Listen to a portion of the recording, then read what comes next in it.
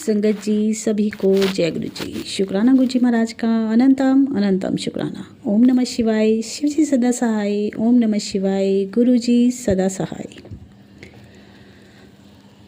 संगत जी, नए साल पे ना सभी अपने सत्संग शेयर कर रहे हैं और सब अपनी जर्नी बता रहे हैं और सभी चाहते हैं कि हम साल के जितने भी सत्संग हैं हम गुरु जी को समर्पित करें, उनको मतलब जो जो हमारी लाइफ में साल भर की ब्लेसिंग हुई है हम बताएं।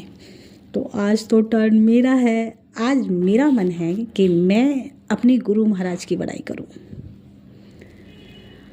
और जो मेरी जर्नी है, हो सकता है आप लोगों ने पहले भी सुनी हो, ऐसा भी हो सकता है कि कई बार मैं सत्संग शेयर कर चुकी हूँ, लेकिन कहते ना संगत जी, एक दिन में ना तो विश्वास बनता है परमात्मा के प्रति और एक दिन में ही ना हम गुरु जी को जान पाते हैं। कुछ भी एक दिन में, 2 दिन में, 10 दिन में नहीं होता, लेकिन जब गुरु जी की मर्जी होती है ना संगत जी, तो वो एक सेकंड में कह दे, एक क्षण में अपने से जोड़ लेते हैं। वो अनजाने नहीं लगते संगत जी, वो पराये भी नहीं लगते और ऐसा लगता है कि सारे जहाँ की खुशियाँ सिर्फ गुरु जी के साथ हैं। तो मेरा छोटा सा नहीं कहूँगी मैं, क्योंकि मेरी ज़िंदगी के जो सत्संग है वो मेरी ज़िंदगी है, क्योंकि मेरे साथ अगर ये सत्संग नहीं हुए होते तो मैं गुरु जी नहीं कर रही होती। तो संगत जी, मैं बहुत बार गुरु जी से कहती हूँ मुझे भी बताओ गुरु जी, मैं भूल जाती हूँ संगत जी, क्योंकि अभी क्या है, अभी संगत जो जाती है ना संगत जी, तो यूट्यूब पे बहुत सारे सत्संग आते हैं, बहुत सारी चीज़ें आती हैं और हम पहले से यूट्यूब के माध्यम से जुड़े होते हैं। मेरे साथ ऐसा नहीं था और मैं गुरु जी से मिलने जा रही हूँ ये भी मुझे नहीं पता था, इसलिए मुझे वो डेट भी याद नहीं है ना। हम सोच समझ के जाएं कि हम गुरु जी से मिलने जा रहे हैं तो हमें तारीख याद रहे। 2 बार 3 बार तो यही नहीं पता कि जा कहाँ रहे हैं। मेरे साथ ऐसा था संगत जी कि मैंने अपनी लाइफ में, मैं माता रानी की बचपन से बहुत भक्त थी। जय माता दी, जय माता दी, और माता रानी मेरी सुनती भी बहुत थी। फिर आई मैं कृष्ण भगवान जी के पास, लगा कि दुख ये दूर करेंगे। फिर बहुत रोती थी, बहुत भजन गाती थी, बहुत मतलब उनको वो करती थी। फिर एक दिन अचानक ऐसा हुआ कि मैं लड्डू गोपाल को, वो मेरी अपनी पर्सनल कुछ रीज़न था, मैं लड्डू गोपाल को मंदिर में छोड़ के आ गई थी और रीज़न भी नहीं बता सकती, नहीं तो मैं बता भी देती। संगत जी कहते हैं ना, कुछ चीज़ें पर्सनल होती हैं। फिर ऐसी ज़िंदगी चलती रही और एक तो होती है ज़िंदगी और एक होती है बस जीवन काटना, कि 1 दिन कट जाए, 2 दिन कट जाए, इस टाइप से। फिर मुझे किसी ने बताया कि भोले बाबा भाग्य बदलने की क्षमता रखते हैं। संगत जी, मैं मंदिर जाती थी ना, तो मैं 3-4 जोत लेके जाती थी। हमारे यहाँ मंदिर है, पर मैं कभी भोले बाबा की कोई जोत नहीं लेके जाती थी, क्योंकि मुझे उनसे कोई लगाव नहीं था। मेरे लिए भगवान सिर्फ क्या थे, कृष्ण भगवान थे और माता रानी थी। शिव जी को मैं कहीं से कहीं तक, मेरे को अजीब, मतलब मन में कोई वो नहीं था, उनके लिए भाव नहीं था। भोले बाबा के कभी भजन नहीं सुनती थी, शिवलिंग को कभी जल नहीं चढ़ाती थी। क्यों नहीं चढ़ाती थी, समझ में ही नहीं आया, क्योंकि इतना तो मतलब भोले बाबा होती है, कहते हैं ना भाग्य बदलने वाले भोले बाबा, तो कितने भोले और कितने प्यारे हैं, लेकिन मेरा उनसे कोई कनेक्शन नहीं था। सबकी जोत लगा दी, नहीं लगाई। और मुझे ऐसे पता चला तो मतलब मैं बाबा के पास जाने लगी, बहुत देर तक बैठी रहती, ओम नमः शिवाय करती रहती, उनको गले भी लगा लेती। धीरे धीरे इतना मेरा उनसे रिश्ता जुड़ गया कि मैं शिवलिंग को पकड़ के माथा लगा के बड़ा गले लगाती थी। लोग क्या कहते हैं, क्या करते हैं, मुझे कुछ चीज़ से कोई फ़र्क नहीं पड़ता था, क्योंकि मैं अपने दुखों से इतनी परेशान थी और मुझे सिर्फ शिव जी दिखते थे, मुझे सिर्फ भोले बाबा दिखते थे कि यहाँ नहीं तो कहीं नहीं, अब तो यही करेंगे। बहुत सारे लोग आते थे मंदिर में, वो मुझे तसल्ली देते थे, समझाते थे कि हाँ तू आया कर, कोई बात नहीं। फिर कभी 1-2 बार मेरी शॉल जल गई, दिया लगाते लगाते, रोते रोते, भोले बाबा की तरफ देखते देखते, बहुत सारी चीज़ें हुई। दहली से फिंगर को रगड़ के माथे को रगड़ती थी संगत जी रोके कि मेरी किस्मत बदल दो, आप ही बदल सकते हो। हर रोज़ का मेरा यही नियम था। मैं रोज़ रोज़ गुरुजी के पास जाती, भोले बाबा के पास जाती थी और उनकी देहरी पे हाथ को पूरी तेज़ तेज़ रगड़ के, क्योंकि बहुत बेबसी थी मेरे अंदर, बहुत परेशान थी मैं अपनी ज़िंदगी से और दूर दूर तक कोई रास्ता नहीं नज़र आ रहा था। संगत जी, कुछ महीने में ही मेरे भोले बाबा को मुझ पे तरस आया और मेरी एक फ्रेंड ने मुझे बताया कि ऐसे ऐसे एक मंदिर है और तू भोले बाबा की भक्त है। जब भी मैं उनसे बात करती, मैं शिव के बारे में बहुत बातें करती उनसे, तो उनको लगा कि ये तो बिल्कुल पागल है शिव जी के पीछे। तो वो कहीं कभी मंदिर गई होगी गुरु जी के। उसने मुझे ये भी नहीं बताया कि कोई गुरु जी का मंदिर है। उसने मेरे से सिर्फ ये बोला कि एक शिव जी का शिवलिंग है, बहुत बड़ा शिवलिंग है और वहाँ ओम नमः शिवाय का जाप चलता रहता है। सिर्फ मुझे इतना पता था। और जब शिवलिंग का जिक्र हो जाता था ना संगत जी, तो मेरे को एक मतलब ऐसे दिमाग में ना फितूर हो जाता था कि मुझे जाना है भोले बाबा से मिलने। अगर ऐसा कोई शिवलिंग है तो मुझे जाना है। बेटा ड्राइविंग कर लेता था, हस्बैंड थे नहीं, हस्बैंड बाहर गए हुए थे। संगत जी, सर्दियों का टाइम था। बस मुझे ये याद है कि दिसंबर का महीना था, तारीख मुझे अभी तक याद नहीं है। और बेटी को मैंने बोला कि तू घर रह, हम आ जाएंगे 1 घंटे में। उन्होंने मुझे यही बताया था 1 घंटे का आना, 1 घंटे का जाना और तुम आ जाओगे 2-3 घंटे में। बेटी के एग्ज़ाम थे, उसको घर छोड़ दिया। हम यहाँ से घर से अपने निकले 4 बजे। अब देखो कि 4 बजे, क्योंकि मंदिर 4 बजे ही खुलता है। हम सुबह भी जा सकते थे, तो गुरुजी को तो सब पहले ही पता था कि ये पहले आएगी तो रुकेगी कहाँ, चली जाएगी वापस दर्शन करे बिना। तो मुझे नहीं पता गुरुजी कौन, कैसे दिखते हैं, क्या है, क्या मंदिर है। मैंने कभी फ़ोटो नहीं देखी, मैंने कोई स्वरूप नहीं देखा, मैंने मंदिर की कोई पिक्चर नहीं देखी, मैंने कुछ नहीं देखा।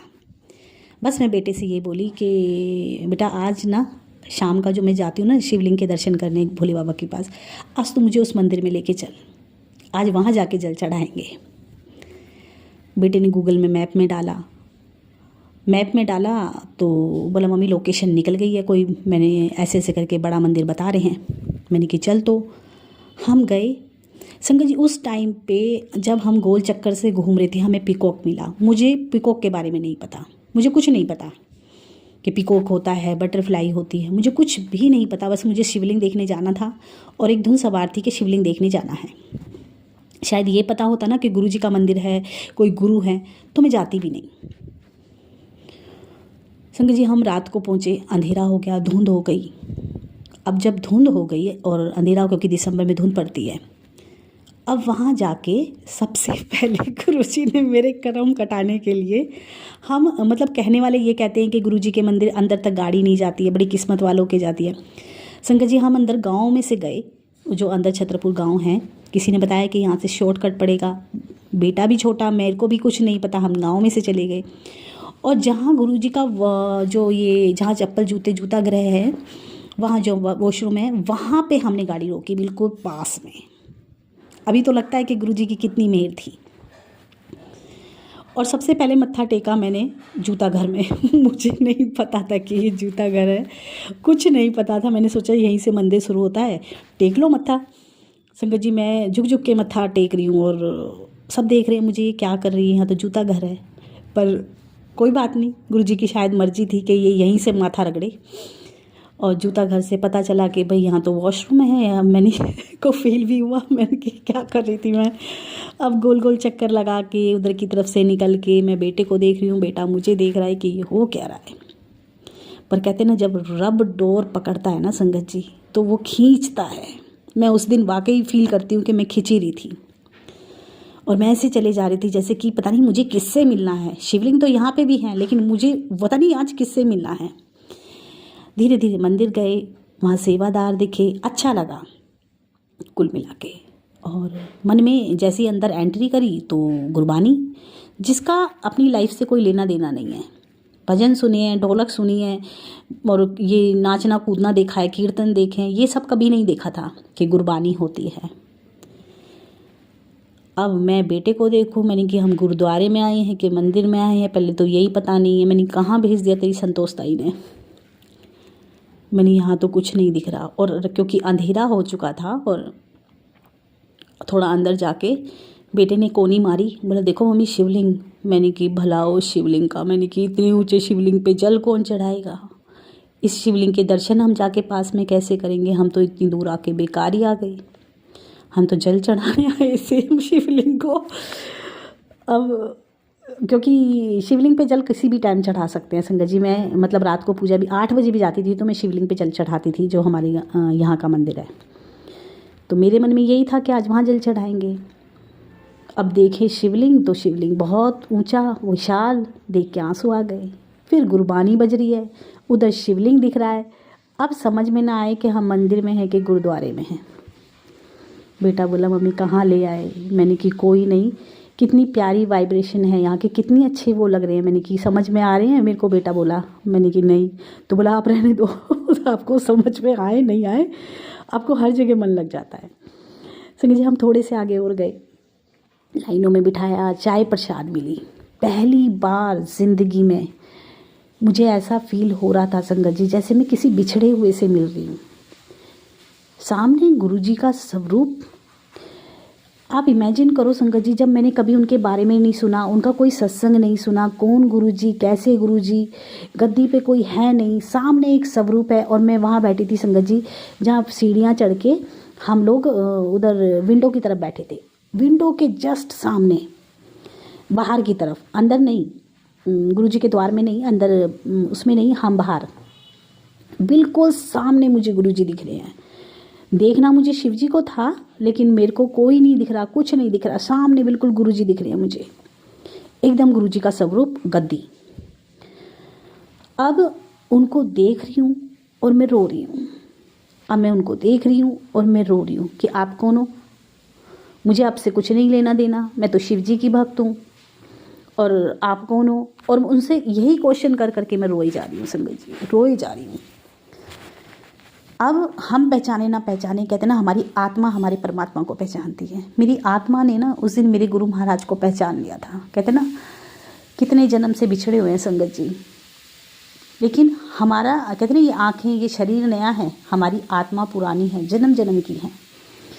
और वो आत्मा ने गुरु जी को पहचान लिया, इसीलिए तो मैं रो रही थी, फूट फूट के रो रही थी, तड़प तड़प के रो रही थी। बेटा चुप करा रहा था, बोला मम्मी हर जगह नहीं रोया करो। मैंने कि मैं क्या करूँ, अपने आप आ रहा है रोना, मैं कोई इनको जानती हूँ।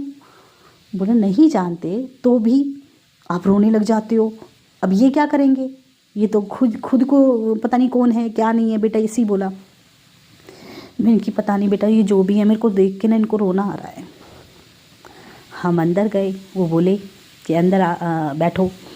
अंदर बैठे तो फिर वही गुरबानी पे ध्यान नहीं, क्या चल रहा है उस पर ध्यान नहीं, ब्लैंक, एकदम ब्लैंक, सब कुछ मेरा दिमाग सिर्फ गुरुजी पे। और बार बार गुरुजी से नज़र हटा के ना संगत जी मैं एक लड़ाई लड़ रही थी कि आपकी तरफ मेरा ध्यान क्यों जा रहा है, मेरे को तो मेरे भोले बाबा को देखना है। फिर भोले बाबा से नज़र हटे और मैं गुरुजी को देखने लग जाऊँ, फिर भोले बाबा से नज़र हटे और मैं गुरुजी को देखने लग जाऊँ। जैसे वो मुझे खींच रहे हैं कि तेरा कल्याण तो मुझे ही करना है, तू कहाँ सोच रही है, क्या कर रही है। अब एकदम वो बोले कि जिसको बैठना है बैठे रहो और जिसको लंगर करना है। अब हम दोनों मम्मी बेटा भूखे, जब भूखे तो बैठने का शौक ही नहीं था, क्योंकि कोई वो ही नहीं था कि बैठना है ध्यान करना है, नहीं, कोई लेना देना नहीं है। भूखे मैंने कोनी मारी बेटे को, मैंने कि चल उठ लंगर करेंगे, भूख लग रही है। अंदर चले गए। अब वहाँ पे क्या संगत जी मेरी एक लेडीज पे नज़र गई जो आज तक मैं भूली नहीं हूँ। वो बैठी है, दोनों हाथ जोड़े, और जब लंगर आ रहा है उस लंगर को निहार रही है और फूट फूट के रो रही है गुरबानी सुन सुन के। अब मैं उसको देख रही हूँ कि ऐसा इसको क्या दिख रहा है इस खाने में, ऐसा क्या दिख रहा है यहाँ पे जो ये रोए जा रही है। अरे खाना है, लंगर है, भंडारा है, खा ले। दिमाग बस इतना ही, इतनी छोटी सोच थी संगत जी मेरी। पता नहीं मैंने कि इसको क्या दिख रहा है इसमें, भंडारा ही तो है, बैठ के आराम से लोथी पलोथी मारे और खाए मस्त होके, और मैंने कि जाए अपने घर। रो रही है, उसको देखे जा रही है रोटी को, मतलब उसका भाव बहुत प्यारा भाव था। अब समझ में आता है क्योंकि अब वो चीज़ें मेरे साथ होती हैं। आ गए, आते समय हमारी गाड़ी का एक्सीडेंट हो गया। एक पियक्कड़ ने हमारी गाड़ी को पीछे से ठोक दिया। कोई नहीं, थोड़ी सी लड़ाई झगड़ा हुआ, जो भी हुआ, आके घर बोले कि अब नहीं जाएंगे। मैंने कहाँ इतनी दूर भेज दिया, हमारे तो गांव में इतना अच्छा मंदिर है, शिवलिंग भी यहीं पे है, मैंने नहीं जाएंगे। आप सोचो, बिल्कुल मन बना लिया कि नहीं जाएंगे। और अगले दिन फ़ोन कर कर के अपनी फ्रेंड्स को मैं उस मंदिर के बारे में बता रही हूँ। इतना सुंदर मंदिर, बहुत प्यारा मंदिर। अब जैसी लाइफ मेरी वैसी लाइफ उसकी। बोली मुझे नहीं पता सोनिया, कुछ भी कर, तू इतने अच्छे मंदिर घूम के आई है, मुझे भी लेके चल। मैंने कि चलेंगे घूमने। मतलब गुरुजी ऐसे खींच रहे थे कि ना ना करते करते भी गुरुजी हमें बुला रहे थे और हम जा रहे थे। कहाँ गाड़ी का एक्सीडेंट हो गया, और गाड़ी एक्सीडेंट होने के बाद भी मेरे ख्याल से 3-4 दिन बाद हम फिर रेडी हो गए जाने के लिए। मतलब इतनी चाह अंदर से कहाँ से आ रही थी ना संगत जी। अभी मैं सोचती हूँ ना कि ऐसा तो कुछ हुआ भी नहीं था हमारे साथ अच्छा, और हम भागे जा रहे हैं मंदिर 2-2 ढाई-ढाई घंटे का सफ़र से तय करके। कुछ मतलब महिमा पता हो, ये पता हो कि वहाँ जाके कल्याण हो जाता है तो इंसान जाए भी। जैसे अभी संगत को पता है कि वहाँ का लंगर खा के ना रोग दूर हो जाते हैं, मुझे तो कुछ पता ही नहीं था। और ना ये पता था कि वहाँ जाके सब कुछ ठीक होना है, मुझे कुछ नहीं पता था। मैंने फ्रेंड को बोला, फ्रेंड बोली तो मैं भी चलूँगी, तू मुझे भी दिखा के ला वो मंदिर। संगत जी हम गए, और जब हम गए तो वो भी गई, और सेम वही चीज़ मैं उसको बता रही हूँ, यहाँ पे ऐसा है, ये पे ऐसा है, लंगर खाएंगे, ये करेंगे, वो करेंगे। आते समय संगत जी फिर गाड़ी हमारी एक्सीडेंट हो गया। पिछली बार पीछे से और अब की बार आगे से ठोक दी। एक्सीडेंट हुआ बहुत ज़बरदस्त। अब आप देखना संगत जी, जिस गुरुजी के प्रति मेरे मन में कोई प्यार नहीं, कोई भाव नहीं, ये भी नहीं पता कि यहाँ पे आके लोगों के कल्याण होते हैं। मैं सच बताऊँ तो मुझे कुछ नहीं पता था कि ऐसे ऐसे शिव अवतार है, मुझे कुछ भी नहीं पता।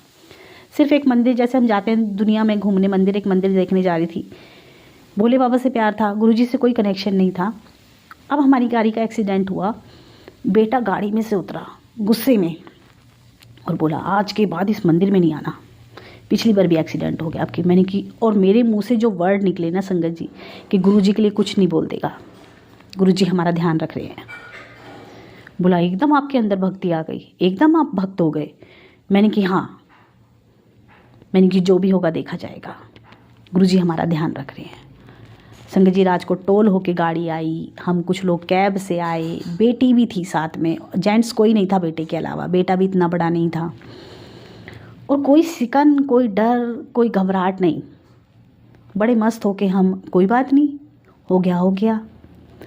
अब जब तीसरी बार अब मन करने लगा आने का कि मंदिर जाना है, अब डर बैठ गया था 2 बार मंदिर जाके गाड़ी ठुकने का। संगत जी मेरी ज़िंदगी का पहला मैसेज था वो गुरुजी का, पहला मैसेज। मुझे मैसेजेस का नहीं पता था, और धीरे धीरे जैसे कहते ना 8-10 दिन में, जैसे हम 2 बार गए थे तो मेरी एक फ्रेंड थी, उसने मुझे अपना सत्संग सुनाया कि सोनू मेरे साथ ऐसे हुआ था, सोनिया ऐसे हुआ था, जिसने मेरी दूसरी वाली फ्रेंड को भेजा था। तो उसने मेरे को ये बोला कि सत्संग करा ले। और संगत जी सत्संग मैं बाद में शेयर करूँगी।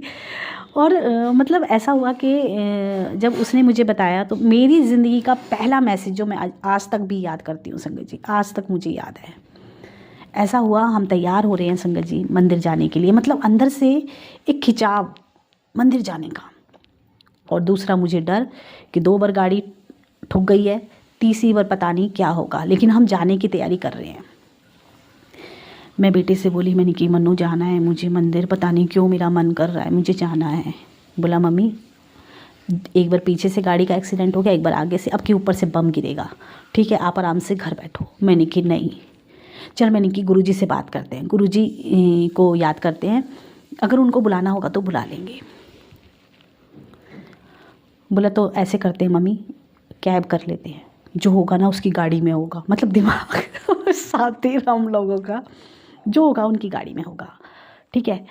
ठुकेगी, एक्सीडेंट होगा तो अपनी गाड़ी तो बच जाएगी, क्योंकि 2 बार में हम लोगों के अंदर थोड़ा खौफ आ गया था कि हो क्या रहा है ये, क्योंकि ड्राइविंग बेटा बहुत अच्छी करता है, ऐसा भी नहीं है कि बहुत रफ नहीं, जब तक मैं बैठी रहती हूँ वो बहुत तरीके से गाड़ी चलाता है संगत जी। और कपड़े पहन लिए, तैयार हो गए, अब इंतज़ार सिर्फ गुरुजी के एक मैसेज का, मन में ये कि गुरुजी कहीं से कुछ ऐसा बताओ कि हम आएँ। संगत जी जो मैसेज था ना, उसकी वर्डिंग बोले क्यों डरती है, हमेशा तेरे नाल ही खराब होएगा, हुण मैं बैठा हाँ ना, आ जा, अब कुछ नहीं होना। संगत जी ये 4 लाइनें थी कि अब कुछ नहीं होना, हमेशा तेरे नाल ही बूंदा होना है, की सोच दी है, आ जा। अब संगत जी मेरे को ऐसा लगा जैसे कहते हैं ना बर्फ़ के पानी में ना सर घुसा दो, मतलब दिमाग की नसें एकदम हिल गई कि कैसा मैसेज है, उनको कैसे पता कि हम सोच रहे हैं, उन्होंने ऐसा फ़ोन में क्या मैसेज दे दिया, ऐसा क्या हो गया, उनको कैसे पता चल गया। और दिमाग में घूमे बात कि ये हो क्या रहा है, ऐसे कैसे मैसेज आता है, कि उनको कैसे पता चल गया, मतलब बहुत सारे क्वेश्चन। लेकिन कूदना शुरू कर दिया कि मैसेज आ गया गुरुजी का, और इसका मतलब है कि अब कुछ नहीं होना, अब कुछ नहीं होगा। मैं बेटे को बोली, मैंने कि मन्नू गुरुजी का एक मैसेज आया है, देख सब वो रूबी आंटी भी बता रही थी, वो भी बता रही थी कि ऐसे करके कुछ आता है। मैंने कि चलते हैं। मैंने मैसेज आ गया। बोला मम्मी एक मैसेज के भरोसे आप चल पड़ोगे। मैंने कि नहीं, भोले बाबा के भरोसे चलेंगे, मैसेज के भरोसे नहीं, क्योंकि उतना जब भी नहीं था, मैं सही बोलूँ तो उतना कनेक्शन मेरा जब भी नहीं था। संगत जी हम गए और बहुत प्यारे दर्शन हुए, बहुत ही प्यारे सुकून वाले दर्शन। और वो दिन और आज का दिन संगत जी, गुरुजी ने कभी हमारी गाड़ी में एक स्क्रैच भी नहीं आने दिया। मेरे प्यो ने उस दिन मेरे से प्रॉमिस करा था कि हुण आ जा, हमेशा तेरे नाल ही भुंडा होगा, की सोच दी है, हुण तू आ जा, अब चंगा होगा। और सब कुछ चंगा ही चंगा हुआ। उसके बाद कुछ माड़ा नहीं हुआ।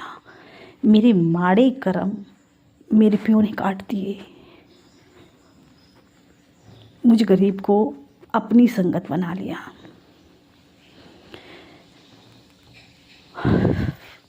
और ऐसा अपना बनाया ना संगत जी कि मैं सबसे ज़्यादा ना अपने बच्चों को प्यार करती हूँ। अभी बच्चों को भी पता है कि आप अब गुरुजी को ज़्यादा प्यार करते हो। ऐसे हैं संगत जी गुरुजी, मतलब उन महाराज ने मुझे कितना कुछ दिया ना संगत जी। मैं अपनी फ्रेंड से एक चीज़ बोलती थी कि चल देख लेते हैं यहाँ से भी कुछ होगा तो, क्योंकि 2 बार तो मैं अनजाने में गई थी, तीसरी बार सत्संग गुरुजी ने करवाना था, चौथी बार सत्संग गुरुजी ने करवाना था, क्या क्या कैसे कैसे करवाना था ना संगत जी। सॉरी, मतलब एक मिरेकल कह सकती हूँ मैं अपनी ज़िंदगी का। ये मेरा संगत जी एक छोटा सा सत्संग जो सिर्फ स्टार्टिंग का है कि मैं गई कैसे थी। बहुत सारे सत्संग हैं संगत जी, इतने सत्संग हैं, अगर आप कहेंगे तो मैं सुनाऊंगी ज़रूर। ये पहला है, दूसरा फिर शेयर करूंगी, तीसरा फिर शेयर करूंगी। लेकिन अगर आप सुनना चाहते हैं, आपको लगता है ना कि आप सुन चुके हो कि आंटी बहुत बार सुन लिया, अब रहने दो, तो मैं नहीं सुनाऊंगी। लेकिन आपको सुनना है तो मैं ज़रूर सुनाऊंगी, क्योंकि ये मेरे गुरु की महिमा है। इसको मैं इतनी बार सुनाऊंगी। जय गुरु जी, शुक्राना गुरु जी, अनंतम अनंतम शुक्राना।